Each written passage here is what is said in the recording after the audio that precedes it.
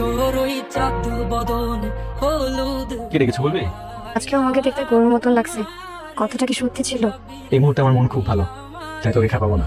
তোকে দেখতে দারুণ লাগতেছে, শাড়ি, চোখে কাজল, কপালে টিপ। আসলে যে মানুষটা তোকে বিয়ে করবে সে খুবই সৌভাগ্যবান। তুমি সেই সৌভাগ্যবান। ও আরেকটা কথা, তুই তো দারুণ গান গাস, তুমি সত্যি অবাক হয়েছে, খুব ভালো লাগছে তোর গান। তুই পড়লি গান আমায় কি আজকে আমার জীবনের সবচেয়ে সুন্দর দিন। ভাঙতে আমার বিশিষ্ট ইলিশ কুড়ির জন্য ইলিশের আচার। তুই যাকে সবচাইতে বেশি অবহেলা করো সেই মানুষটি তোমার খেয়াল সবচাইতে বেশি রাখে। অনেক যত্ন নিয়ে বানিয়েছি, খিচুড়ির সঙ্গে খেও, খুব মজা পাবে। শুভ্র, কি? তুই তো বাসায় গেলে আমার জন্য খাবার দাবার আনোস, তাই না? খালার বাসায় গেছিলাম, খালা খিচুড়ি পাঠিয়েছে। খিচুড়ি? হ্যাঁ। আরে জোশ, এই মুহূর্তে খিচুড়ি খুব প্রয়োজন ছিল। ইলিশের আচার সাথে খিচুড়ি জমবে। নিশ্চয়ই তোর প্রিয় গরুটা বানাইছে। ডেট নিয়ে তোর দেখ। ভালোই।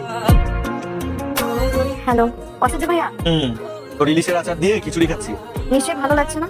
একদমই ভালো লাগছে না। তুই কি করে বুঝলি? এত কিছু দিয়ে দে, কোনোদিন তো বলো না। আচ্ছা ভালো হয়েছে।